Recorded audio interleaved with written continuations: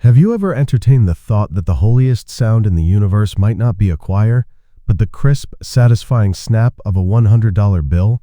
That the most profound prayer you could offer is declaring with every fiber of your being that you are outrageously, divinely, and unapologetically wealthy? For so many of us, that idea feels almost scandalous. We've been conditioned to play small, to believe that wanting more is a sign of greed, not grace. You feel that little twinge of guilt, don't you? That quiet voice that says you're not worthy, that struggle is noble, and that accepting a life of just enough is some kind of virtue. You feel a deep, nagging sense that you were meant for a grander stage, but you feel like a traitor to your own soul for even wanting it. Well, today we are going to expose that entire belief system for the divine comedy of errors that it truly is. We are going to explore the powerful, converging philosophies of two absolute titans of consciousness, the mystical visionary Neville Goddard and the gloriously bold Reverend Ike. You are about to discover how Neville's profound technique of living in the end is the perfect engine for Reverend Ike's revolutionary gospel of prosperity, which declares that money is simply God in action. We are going to unite Neville's masterful inner vision with Ike's magnificent outer permission, because here's the secret. True prosperity, the kind that sticks, is not just about thinking rich or feeling rich. It is a unified state of being. It's the deep, unshakable inner knowing that your desire for abundance is not a worldly flaw, but a divine impulse nudging you toward your true nature. This integration of mind and feeling is the master key to the law of assumption, creating a reality where the wealth you feel within becomes the world you see without. So how did we get so good at using this master key to lock ourselves out of the treasure vault? It's because we've been treating our imagination, the very workshop of God, like a cluttered, disorganized junk drawer. You know the one. It's where you toss old worries, expired fears, and that one particularly potent memory of financial failure from a decade ago. Throughout the day, we unconsciously rummage through it. We pull out the anxiety of an upcoming bill, feel its familiar weight, and then toss it back in. We fish out the script for an argument we're expecting to have with our boss, rehearse our lines, feel the indignation, and put it away for later. We are constantly holding, feeling, and energizing these relics of lack. Then we stand back, hands on our hips, and wonder why our life is a chaotic jumble of the exact things we keep mentally fondling in that drawer. Neville Goddard saw this with piercing clarity. He explained that your imagination isn't a passive screen for fantasy. It is the active, creative reality. What you assume to be true, with feeling, is the blueprint you hand to the universe. A state of worry is a fervent prayer for things to worry about. And right here, Reverend Ike would leap to his feet and boom, can I get an amen? He would tell you that using your divine mind to rehearse poverty is an insult to the God power within you. It's like having an infinite, omnipotent genie at your command and using your one wish to ask for a slightly less leaky faucet. Ike understood that the inner state is the cause. By filling your consciousness with images of limitation, you are commanding the abundance of the universe to express itself as lack. You are telling God, who is action, to please take the action of making you miserable. So the solution isn't to struggle or to fight with the contents of the junk drawer. The solution is to stop rummaging in it altogether. This is the glorious game of living in the end. It's a divine act of make-believe. Instead of feeling the anxiety of the bill, you close your eyes and feel the sublime relief of having already paid it. Don't just think about it. Generate the actual sensation. Feel the calm in your shoulders, the easy breath, the little smile that plays on your lips as you mentally stamp it, paid in full. You are not lying to yourself. You are giving your divine imagination a new, infinitely better blueprint to build from. This little shift in focus is more potent than 1,000 hours of struggle. By the way, if you're enjoying this little tour of your inner creative power, do me a small favor and tap that like button and subscribe for more. It's a wonderful way to tell the universe you're ready for the good stuff. You are simply choosing to play in the end zone, to feel the victory now, which is the only moment creation ever happens. Now all that delicious inner work, that silent, secret feeling of being rich, that's the down payment. That's the seed you plant in the fertile soil of your consciousness. But Reverend Ike would be the first one to tell you that you can't plant a money tree in your mind and then walk around outside looking like you're expecting a drought. You cannot feel like a king in your easy chair and then shuffle out the door like a court jester who's about to be fired. Your self-image is the suit of clothes your soul wears in public, and too many of you are dressing your divine magnificence in thrift store anxieties. You've got to walk the walk. Stop entering a room like you're apologizing for taking up space. You know the look, that little head duck, the quick, shifty eyes that are scanning for disapproval, the shoulders hunched forward like you're bracing for a blow. You order a simple cup of coffee with the timid tone of someone asking for $1 million, interest-free loan. You're acting out the part of, not enough. That has to stop today. Your posture is a prayer. When you pull your shoulders back and lift your chin, you are physically declaring your worthiness.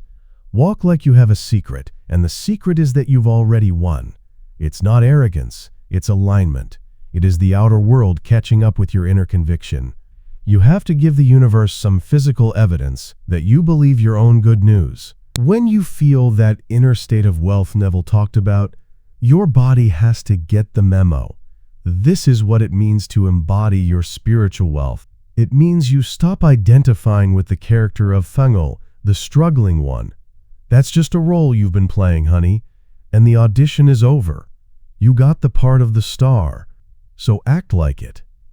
Even if your bank account hasn't caught up yet, you carry yourself with the dignity of someone who knows the check is in the mail. You speak with the clarity of someone who expects to be heard. You make eye contact with the confidence of someone who has nothing to hide and everything to celebrate. Come on, you know exactly what I'm talking about. What's one of those little physical habits of lack you're ready to kick to the curb right now? Is it the shoulder slump? The mumbling? Go on and confess it in the comments below. Let's have a good laugh and declare it done.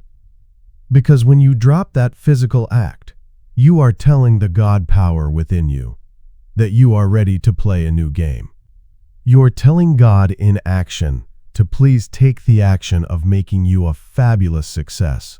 Because, darling, you're finally dressed for the part. All right, so you've got the inner feeling humming. And you're walking around with your shoulders back, looking the world square in the eye. You feel fantastic, powerful, rich. You've been living in the end for a solid, glorious 15 minutes. And then it happens. The great test. The cosmic gotcha moment. You do the one thing you know you shouldn't do. You pull out your phone, your heart thumping, with a mix of hope and dread, and you open the banking app. Just for a peek.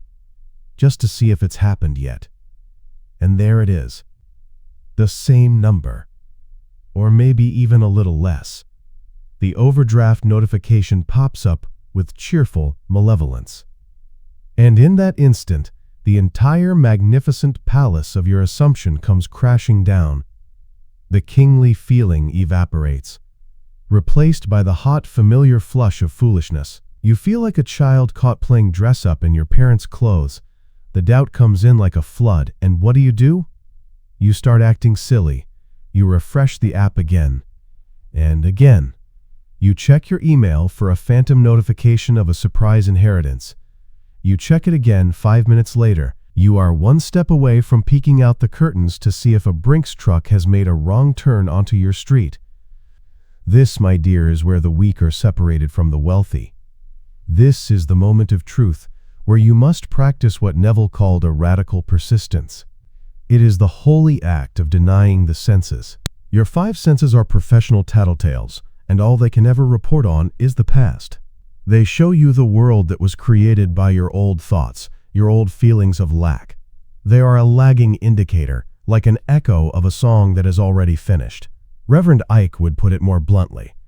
He'd tell you to turn your back on the ghetto of your current circumstances. Looking at that bank balance and believing it is the final word is giving your divine attention to a lie. It is an act of faith in failure. Why would you pray for a feast in your imagination and then stare intently at an empty plate, declaring, "See, it didn't work"? You are a creator, not a reporter. Your job is not to report on the state of your bank account. Your job is to issue a new decree from the throne of your consciousness. Think of it this way. You have planted a seed. Your assumption of wealth is now in the dark, fertile ground of the universe. The time between your assumption and its appearance is simply the germination period. It's the sacred interval. Are you the farmer who, after planting a seed, runs out to the field every 10 minutes with a little shovel to dig it up and see if it's sprouting? Of course not. You would kill the very thing you want to grow. You trust the process. You know the seed is doing its work underground, unseen. So stop digging up your manifestations with your doubt. The seed is planted. Your persistence in the feeling of wealth is the sunlight and water. Let it be. The delay is not a denial. It is a test of your faith.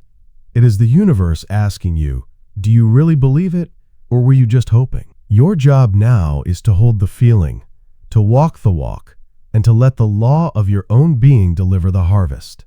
So let's bring it all home.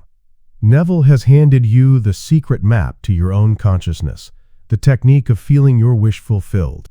Reverend Ike has filled your tank with high-octane holy fuel, giving you the divine permission to floor it toward the life of abundance you were born to live. Together they give us the master key. Now it's time to put it in the ignition. I'm going to give you a secret weapon. This isn't just an exercise. It's a reality-bending protocol. We'll call it the divine double take. It's designed to impress your subconscious mind so deeply that it has no choice but to accept your new story of wealth as fact. For the next 5 minutes, find a quiet place where you can be undisturbed. Close your eyes. I don't want you to visualize mountains of cash. I want you to feel the result of wealth. Imagine a single simple scene that implies your financial freedom. Perhaps you're looking at a zero balance on all your credit cards, and you feel a wave of profound, soul-deep relief wash over you. Feel your shoulders drop. Feel the tension leave your jaw. Breathe in that feeling of absolute security. This is your new mental diet. Marinate in that sensation of it is done. Now, holding on to that feeling, slowly open your eyes. Stand up. This is the double take. Your inner world has changed, so your outer expression must match. Walk across the room as the person who just felt that incredible relief. How do you carry yourself? Your posture is different. Your chin is lifted. There's a quiet confidence in your step. You are physically embodying the end result. This is God in action, expressing itself through you as a person of means, dignity, and absolute certainty. You have just conceived a new reality. Your only job now is to carry it to term. The biggest mistake is to perform what Reverend Ike would call a mental abortion on your own desire. Every time you frantically check your bank account for proof, you are introducing doubt. This doubt is the most effective form of spiritual contraception known to man, and it will kill the seed. Let your new assumption gestate in the quiet darkness of your faith. Trust the process, hold the feeling, and get ready to give birth to a whole new world. The game is over. The struggle is finished. The war between who you are and who you want to be is hereby declared a truce, ending in your total unconditional victory. You are not a victim of your circumstances. You are the sole creative power in your universe, the operant force speaking reality into existence with every single feeling you entertain. There is no one to ask, no one to beg, and absolutely no one to blame. It has always been you. You now stand at the only threshold that matters. You can walk out that door and go right back to rummaging through that junk drawer of lack, unconsciously praying for more things to worry about. Or you can walk out of here as the person you have just decided to be, the one who has already won, the one who knows the check wasn't just mailed, it was cashed the moment you claimed it within. From this day forward, let your only prayer, your only mantra, your non-negotiable reality be this world-shattering statement: I am the source, the substance, and the reality of my own supply. If you are ready to master this unified law of being, to truly live this truth every single day, then make sure you subscribe. This isn't just a channel, it's your daily declaration that you are done playing small. So go now, and sin no more, by being anything less than fabulously, divinely, and unapologetically rich, because I am. This is the wealth mindset.